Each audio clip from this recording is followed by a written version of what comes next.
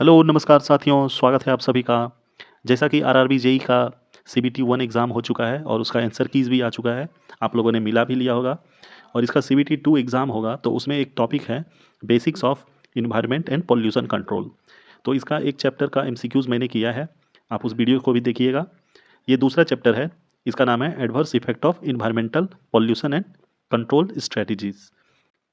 तो इसमें भी 60 क्वेश्चंस लगभग होंगे, 60 से 70 क्वेश्चंस। आप वीडियो को देखिएगा एक बार, 2 बार, बहुत ही इंपॉर्टेंट क्वेश्चन है सारा और ये डायरेक्टली एग्जाम्स में देखने को मिल सकते हैं।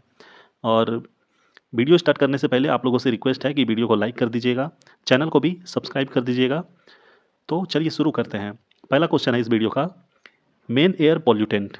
एयर पॉल्यूटेंट किसको बोलते हैं? मतलब वैसा पॉल्यूटेंट जो कि एयर में अवेलेबल हो, तो उसको बोलते हैं एयर पॉल्यूटेंट। और ये दिए गए ऑप्शन में बताना है कि कौन कौन एयर पॉल्यूटेंट है। तो पहला ऑप्शन है सीओ यानी कि कार्बन मोनोऑक्साइड, और ये एक बहुत ही हानिकारक एयर पॉल्यूटेंट है।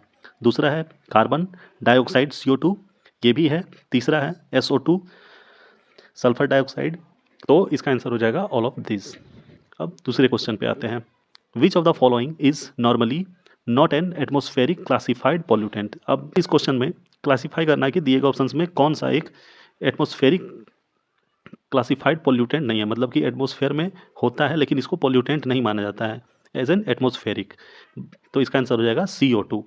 बाकी पिछले क्वेश्चन में इसको एयर पॉल्यूटेंट माना गया था क्योंकि वो एयर में अगर ज़्यादा मात्रा में प्रेजेंट हो कार्बन डाइऑक्साइड तो इसको पॉल्यूटेंट माना जाता है, बट ये एटमॉस्फेयर के तौर पे atmospheric as an atmospheric classified ये एक पॉल्यूटेंट नहीं है। तो इसका आंसर हो जाएगा CO2।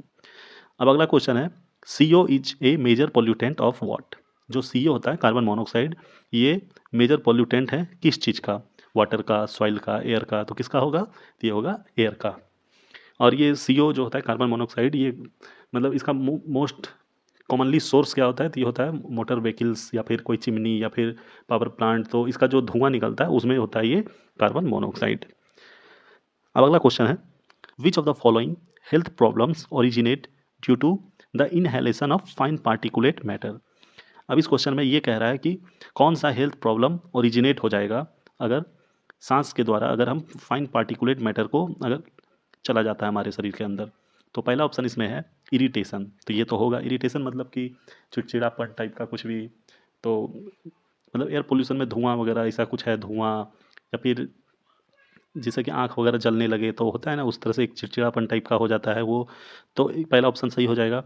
दूसरा है इन्फ्लेमेशन ऑफ रिस्पायरेटरी ट्रैक्ट, मतलब कि जलन, ये भी सही है। अब तीसरा ऑप्शन है damage of lungs and pre mature death, तो ये भी सही है। तो इसका आंसर हो जाएगा ऑल ऑफ दिस। अब अगला क्वेश्चन है, the intensity of effect of the air pollution on organism depends on. जो इफेक्ट होगा, मतलब इंटेंसिटी का क्या इफेक्ट होगा, मतलब जो एयर पोल्यूशन होता है उसका ऑर्गेनिज्म पे, तो किस चीज़ पे डिपेंड करता है? तो इसका पहला ऑप्शन है कि size of air particles present in air, तो ऑब्वियसली ये सही है। दूसरा है कंसेंट्रेशन ऑफ एयर पोल्यूटेंट, ये भी सही है कि मतलब एयर में कितना ज़्यादा मात्रा में पोल्यूशन है। तीसरा है कि ड्यूरेशन ऑफ एन ऑर्गेनिज्म, मतलब कि वो जो पोल्यूशन है, मतलब कोई भी ऑर्गेनिज्म उस पोल्यूटेड एयर में कितने देर के लिए वो प्रेजेंट है, तो उस पर भी डिपेंड करेगा। तो इसका आंसर हो जाएगा ऑल ऑफ एबव। अब अगला क्वेश्चन है, which method is use to remove particulate matters present in exhaust of thermal power plant. जो थर्मल पावर प्लांट होता है तो उसमें जो चिमनी से जो धुआं निकलता है तो उसको उसमें उस एग्जॉस्ट में मतलब क्या मेथड होता है रिमूव करने का, जो वो पार्टिकुलेट होता है, मतलब कि धुएं में जो पार्टिकल्स अवेलेबल होते हैं। तो उसका आंसर हो जाएगा इलेक्ट्रोस्टैटिक प्रेसिपिटेटर। ये एक मशीन होता है इलेक्ट्रोस्टैटिक प्रेसिपिटेटर जो कि लगाया जाता है जिससे कि धुआं को थोड़ा सा प्यूरिफाई करके निकालता है बाहर एटमॉस्फेयर में। अब अगला क्वेश्चन है, फाइन ऑर्गेनिक और inorganic particles suspended in air is called. जो फाइन ऑर्गेनिक या फिर इनऑर्गेनिक पार्टिकल्स होता है जो कि एयर में प्रेजेंट होता है उसको क्या बोलते हैं? तो उसको बोलते हैं particulate pollutant, particulate pollutant. Now next question, what device is fitted to automobiles for reducing the emission of poisonous gases like NO2 and CO। तो कौन सा डिवाइस होता है जो कि ऑटोमोबाइल्स यानी कि कार वगैरह में फिट किया जाता है to reduce emission of poisonous gases like nitrogen oxide और कार्बन मोनोऑक्साइड? तो उसको बोला जाता है उस डिवाइस को, उस डिवाइस को बोला जाता है catalytic converters, catalytic converters.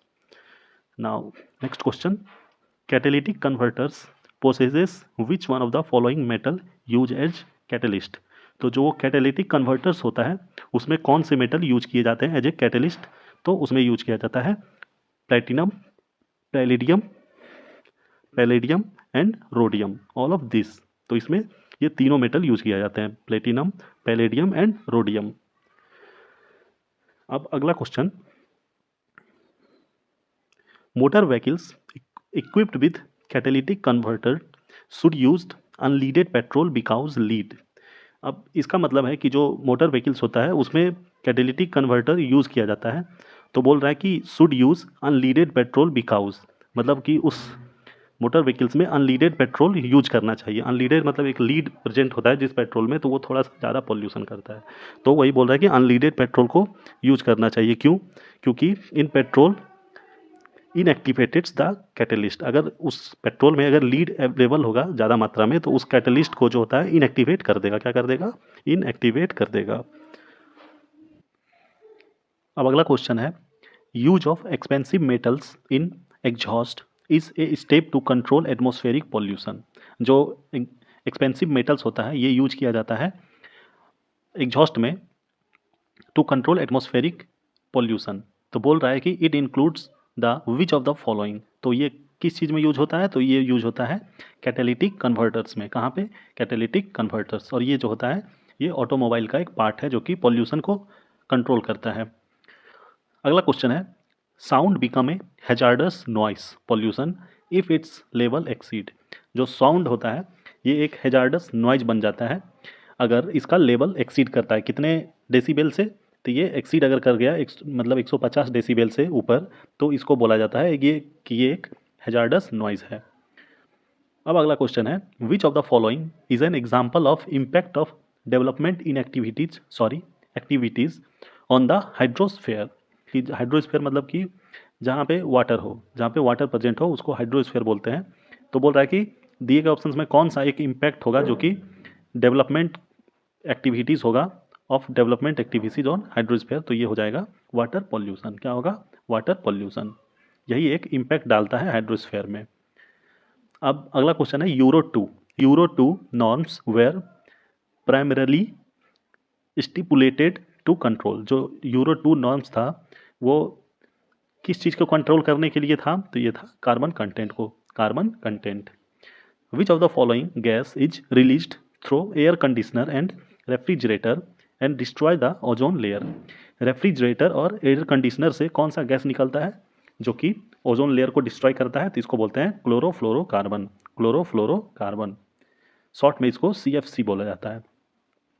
Domestic sewage primarily contains, जो डोमेस्टिक सीवेज होता है नाला वगैरह, तो उसमें क्या क्या होता है? तो दिए गए ऑप्शन में देखते हैं। चलिए, पहला ऑप्शन है सस्पेंडेड सॉलिड। तो ये सही है, सस्पेंडेड सॉलिड मतलब वो सूखा कचरा। दूसरा है कॉलोइडल मटेरियल्स, मतलब कि गीला कीचड़ वगैरह टाइप का। तीसरा हो गया बायोडिग्रेडेबल ऑर्गेनिक मैटर। तो ये तीनों हो गए आंसर इसका। The amount of biodegradable organic matters in sewage water can be estimated by measuring. जो बायोडिग्रेडेबल ऑर्गेनिक मैटर है सीवेज में, सीवेज वाटर में, तो उसको किस तरह से उसका मतलब मेजर किया जाता है? तो उसको मेजर किया जाता है biochemical oxygen demand, biochemical oxygen demand. मतलब कि उस वाटर का बायोकेमिकल ऑक्सीजन डिमांड एक होता है, अगर उसको मेजर कर लेने से ये पता चलता है कि उस वाटर में कितना अमाउंट ऑफ ऑक्सीजन प्रेजेंट है। अगर बहुत कम है तो माना जाता है कि वो वाटर बहुत ज़्यादा पॉल्यूटेड है। अब अगला क्वेश्चन पे आते हैं, identify the correct statements from below. दिए गए ऑप्शंस में नीचे 2 स्टेटमेंट है, दोनों को पढ़ना है और बताना कि कौन सा स्टेटमेंट सही है। तो पहला है, a mere 0.1 impurities makes domestic sewage unfit for human use. मतलब कि अगर कोई भी डोमेस्टिक सीवेज है, पानी वगैरह, पानी का जो भी कुछ सीवेज वगैरह सोर्स वगैरह जो भी होता है, तो वो अगर उसमें 0.1% इम्प्यूरिटीज़ भी होगा तो वो ह्यूमन हेल्थ के लिए बहुत ही अनफिट माना जाएगा। अब दूसरा ऑप्शन है, तो वो पहला ऑप्शन सही था। दूसरा ऑप्शन है BOD, जो कि बायोलॉजिकल ऑक्सीजन डिमांड इसको बोलते हैं, फुल फॉर्म इसका, of clean water is less than 5 ppm and highly polluted water is 17 ppm। अगर बायोलॉजिकल ऑक्सीजन डिमांड अगर उसका अगर 5 ppm से कम है तो वो क्लीन वाटर माना जाएगा, और अगर 17 है तो वो बहुत ही ज़्यादा हाईली पॉल्यूटेड वाटर माना जाएगा। तो ये भी सही है, तो इसका answer both A and B answer हो जाएगा। अब अगला क्वेश्चन है, biological oxygen demand BOD is a measure of what. तो बायोलॉजिकल ऑक्सीजन डिमांड किस चीज़ का मेजर होता है? तो ये होता है extent to which water is polluted with organic compound. मतलब कि वो वाटर, जिस वाटर का BOD अगर हम निकाल रहे हैं तो वो वाटर कितना पॉल्यूटेड है वही बताता है। मतलब किस चीज़ से पॉल्यूटेड? तो ऑर्गेनिक कंपाउंड से। अगला क्वेश्चन है, a lake which is rich in organic waste may result in. अगर किसी तालाब पोखर में अगर बहुत ज़्यादा मात्रा में ऑर्गेनिक वेस्ट अवेलेबल है तो उससे क्या होगा? तो इसका आंसर हो जाएगा कि जो उस लेक में प्रेजेंट होगा फिश या फिर कोई भी मतलब एक्वेटिक एनिमल्स, तो वो उस पर उसके जीवन पे प्रभाव पड़ेगा। मतलब किस तरह से? क्योंकि उसमें ऑक्सीजन की कमी हो जाएगी और उससे उसका मतलब ज़्यादा दिन तक जीवित नहीं रह पाएगा उसके अंदर जो मछली होगी। तो इसका आंसर हो जाएगा D, mortality of fish due to lack of oxygen. Now next question, the term terror of Bengal is used for. Terror of Bengal क्या है? तो ये यूज किसके लिए किया जाता है? तो ये किया जाता है एकॉर्निया क्रैस्पिस। एकॉर्निया क्रैस्पिस, एकॉर्निया क्रैस्पिस क्या है? तो एक तरह का जल में, वो जो जल के ऊपर जो प्रेजेंट होता है, मतलब ग्रीन ग्रीन वो तरह का एक देखते होंगे जलकुंभी टाइप का, तो वो होता है। तो एक मतलब इसका ये है कि शुरू शुरू में वेस्ट बंगाल में ये चीज़ शुरू हुआ था कि पानी के ऊपर फैल जाता था जिसमें कि फ्लावर वगैरह भी लगते हैं। तो उससे होता था क्या कि मतलब कम मात्रा में तब तो ठीक है, अगर इतना ज़्यादा मात्रा में हो जाता था क्योंकि वो एकदम पूरा उस लेक को या फिर उस पॉन्ड को इस तरह से ढक लेता था ना कि वो नीचे सनलाइट जा सके ना एयर वगैरह, उस तरह से पूरा ढक लेता था। तो वही एक उसको टेरर ऑफ बंगाल कहा जाने लगा था। तो उसका नाम है Eichhornia crassipes. Now which one of the following is the heavy toxic metal present in waste water from industries. Industries से जो भी वेस्ट वाटर निकलता है तो वो उसको फ्लो कर दिया जाता है वहाँ के आसपास के नदी तालाब इस सब चीज़ों में। तो बोला इस क्वेश्चन में वही पूछा गया कि वो जो वेस्ट वाटर निकलता है इंडस्ट्रीज से तो उसमें कौन कौन सा मेटल जो होता है जिसको कि हैवी टॉक्सिक माना जाता है। तो दिए गए ऑप्शंस में पहला है मरकरी। ये तो बहुत ही टॉक्सिक है। अगर मरकरी किसी वाटर में अवेलेबल हो और वो उस वाटर को अगर इंसान पी लिया तो उसको एक बहुत ही खतरनाक बीमारी मीना माता डिजीज़ हो जाता है। दूसरा है कैडमियम, ये भी टॉक्सिक माना जाता है। तीसरा है लेड, ये भी टॉक्सिक। तो इसका आंसर तीनों हो जाएगा। The phenomenon by which certain pollutants for example DDT mercury accumulates in the body tissue in increasing concentration is called. मतलब कि मतलब कि उस फेनोमेनन को क्या कहेंगे जिसमें कि सर्टेन पॉल्यूटेंट्स जो कि DDT है या फिर मरकरी है वो धीरे धीरे बॉडी टिश्यू में बढ़ते जाता है, तो उसको क्या बोला जाता है? तो उसको बोला जाता है बायोलॉजिकल मैग्नीफिकेशन। Biological magnification. अगला question, a river with an inflow of domestic sewage rich in organic waste may result in. जो नदी है उस नदी में अगर डोमेस्टिक सीवेज अगर उसमें नाला वगैरह घर का नाला ये सब अगर बहा दिया जाता है तो उसमें जो होता है ऑर्गेनिक वेस्ट बढ़ने लगता है धीरे धीरे। तो उससे क्या होता है? तो उससे होता है कि ऑक्सीजन की कमी हो जाती है उस पानी में, और जिससे कि पानी में अवेलेबल जो फिश है उसकी डेथ हो जाती है। अगला question, increase in concentration of the toxicant at successive trophic levels is known as. जो मतलब कि अगर जो टॉक्सिकेंट है अगर उसका मात्रा बढ़ने लगता है, मतलब उसका कॉन्सेंट्रेशन अगर बढ़ने लगता है किसी भी ट्रॉपिकल लेवल्स, तो उसको क्या बोला जाता है? तो उसको बोला जाता है bio magnification. Bio magnification. Cleaning of waste water in Arcata marsh involves. जो वेस्ट वाटर होता है उसको क्लीन करने का जो प्रोसेस है इन अर्केटा मार्स, वो उसमें क्या होता है? तो उसमें होता है कि जो भी उसमें डिजॉल्व हैवी मेटल्स होता है उसको रिमूव कर लिया जाता है। किसके थ्रू? तो होता है biological process. Biological process.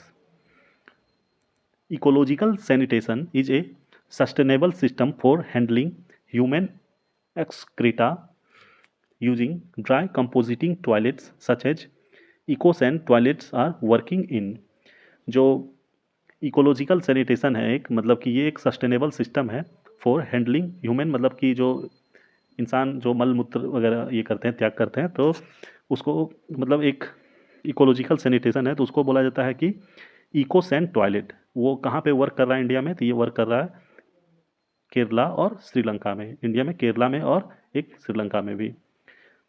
Noise pollution is measured in, जो नॉइज पोल्यूशन होता है वो किस चीज़ में मेजर किया जाता है, तो वो मेजर किया जाता है डेसिबल में। मतलब कि उस साउंड का जो होता है, मतलब लेवल मेजर किया जाता है डेसिबल में कि कितना लेवल है। अगर 150 से ज़्यादा लेवल होता है तो उसको नॉइज़ बोला जाता है। कोई भी साउंड अगर 150 से डेसिबल से ज़्यादा है उसका लेवल, तो उसको साउंड बोला, ये नॉइज़ बोला जाता है।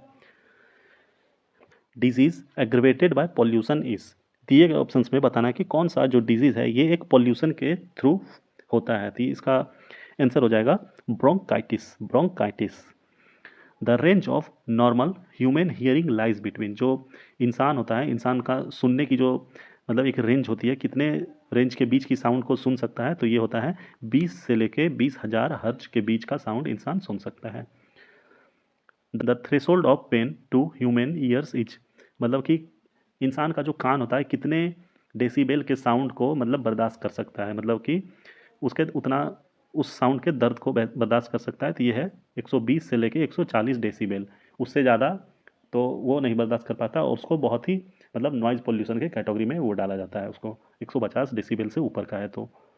The loudness of sound that a person can with stand without discomfort is about, मतलब कि कोई भी इंसान जो होता है उसके सुनने की जो क्षमता होती है, मतलब कितने डेसिबल तक के साउंड को वो सुन सकता है बिना किसी डिस्कम्फर्ट के, तो ये होता है 180 डेसिबल, सॉरी 80 डेसिबल। 80 डेसिबल तक के साउंड को वो उसको मतलब आराम से बिना किसी दिक्कत के वो सुनता है। उसके बाद का वो धीरे धीरे वो थोड़ा नॉइज़ की तरह फील होने लगता है, और 150 जो होता है वो उससे ज़्यादा नहीं सुन सकता, वो एकदम बर्दाश्त के बाहर है।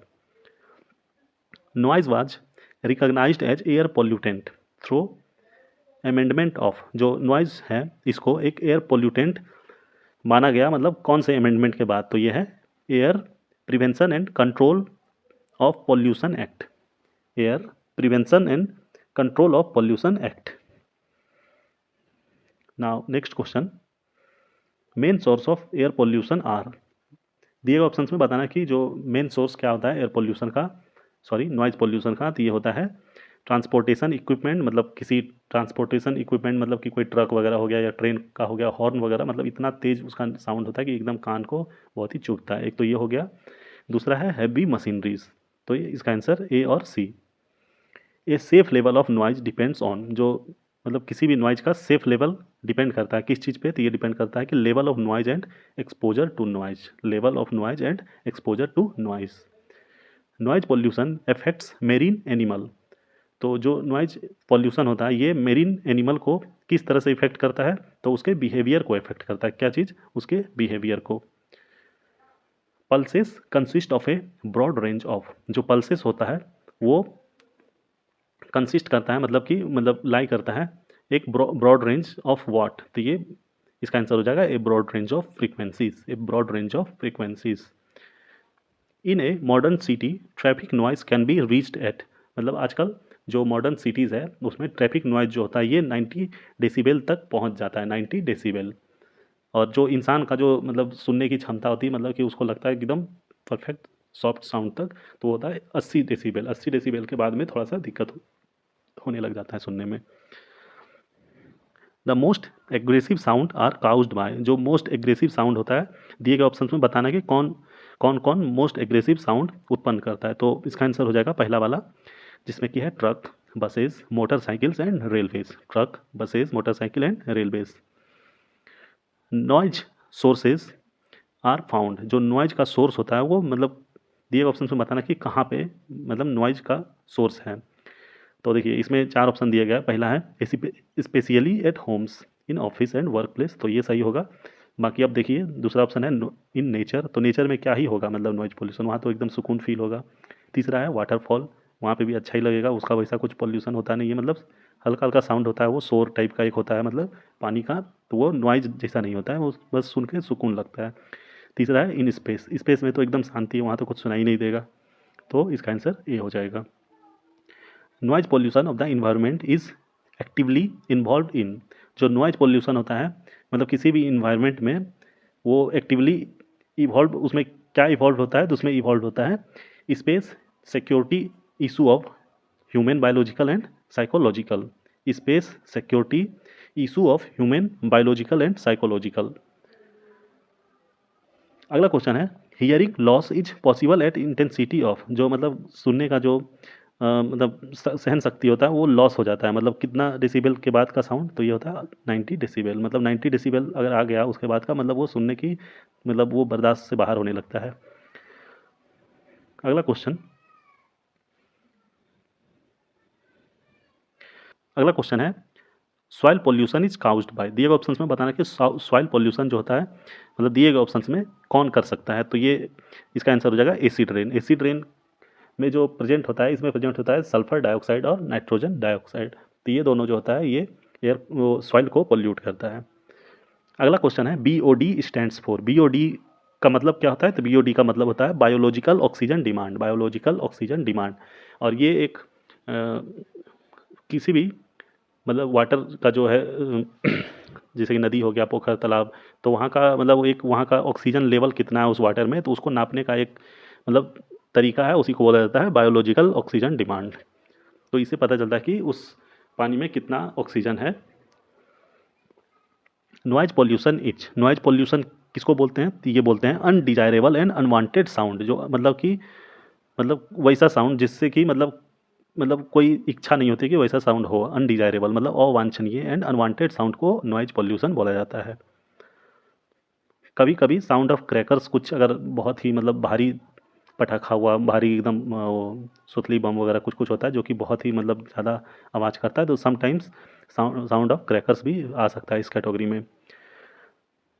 The water prevention and control of pollution act was enacted in, जो water prevention and control of pollution act है ये कब आया था? तो ये आया था 1974 ईस्वी में। कब आया था?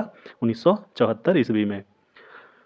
Loud noise is very dangerous to, loud noise जो होता है ये डेंजरस होता है किसके लिए? तो दिए गए ऑप्शंस में बिल्डिंग, ब्रिजेस एंड मॉन्यूमेंट्स, इन सारे के लिए। क्योंकि सम बहुत बार ऐसा होता है कि लाउड नॉइज के से मतलब वो ऐसा होता है कि वो बिल्डिंग वगैरह कभी बम वगैरह फूटता होगा आसपास, वो सुतली बम भी दिवाली में देखते होंगे, तो उससे वो शीशा जो होता है, खिड़की का शीशा, वो झनझना जाता है। कभी कभी डीजे का साउंड से झनझना जाता है। तो वही है कि लाउड नॉइज जो है ये बिल्डिंग को भी नुकसान करता है, ब्रिजेस को भी नुकसान करता है और मॉन्यूमेंट्स को भी नुकसान करता है। वो उससे उस लेवल ऑफ साउंड से वो एक वाइब्रेशन टाइप का हो जाता है जिससे कि वो उसको टूटने का डर होता है। On the scale 20 decibel is, जो मतलब 20 डेसिबल तक का अगर कोई साउंड है तो उसको क्या बोला जाएगा? तो ये बोला जाएगा कि विस्पर, मतलब कि फुसफुसा के जो बोलने का होता है मतलब, तो उसको बोलते हैं। The level eight which sound become physical painful, मतलब कितने डेसिबल के साउंड अगर होंगे तो उसको एक पेनफुल बोला जाएगा फिजिकली, तो ये होगा 80 डेसिबल से ऊपर, 80 डेसिबल से ऊपर। In which unit sound of measure, जो साउंड का जो मेजर किया जाता है उसका यूनिट क्या होता है? तो दिए गए ऑप्शंस में जो होगा किलोमीटर तो होगा नहीं, जूल होगा नहीं, तो ये इसका आंसर होगा decibel.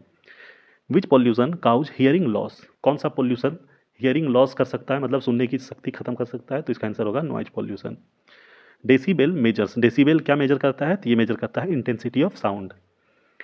In which of the layer of atmosphere ozone gas is naturally found, जो ओजोन होता है, ओजोन लेयर, ये कौन से लेयर में मतलब एटमोसफेयर के किस लेयर में अवेलेबल होता है? तो ये होता है स्ट्रेटोस्फेयर में। स्ट्रेटोस्फेयर जो एटमोसफेयर का जो लेयर होता है मतलब धरती के नज़दीक वाला होता है, शुरुआत होता है ट्रोपोस्फेयर से, उसके बाद होता है स्ट्रेटोस्फेयर, तो स्ट्रेटोस्फेयर में ही ओजोन लेयर होता है, ओजोन गैस।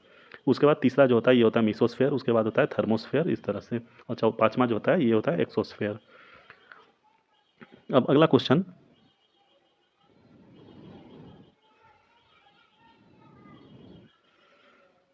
अगला क्वेश्चन है फ्लाई ऐश, जो फ्लाई ऐश होता है मतलब कि राख वगैरह, तो ये एक मेजर पोल्यूटेंट है।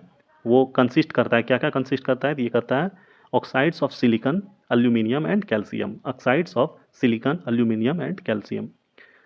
Filtration in which micro organism such as bacteria are used is called, जो फिल्टर करते हैं, किसी भी फिल्ट्रेशन होता है, वाटर फिल्टर वगैरह करते हैं, तो उसमें जो फिल्ट्रेशन प्रोसेस होता है जिसमें कि micro organism such as bacteria are used is called, उसको क्या बोला जाता है? तो उसको बोलते हैं बायो फिल्ट्रेशन। क्या बोलते हैं? Bio filtration. In which of the following pollutant is not included in national ambient air quality standard of central pollution control board, यानी कि CPCB, national ambient air quality standards of central pollution control board. तो दिए गए जो option है उसमें बताना कि कौन सा पोल्यूटेंट है जो कि CPCB में इंक्लूड नहीं किया गया है। तो इसका आंसर हो जाएगा कार्बन डाइऑक्साइड। जो कार्बन डाइऑक्साइड है ये CPCB में इंक्लूड नहीं किया गया क्योंकि ये एटमॉस्फेयर में प्रेजेंट होता है, इसको पोल्यूटेंट के तौर पे नहीं देखा जाता इन मतलब एट एटमॉस्फेरिक लेवल।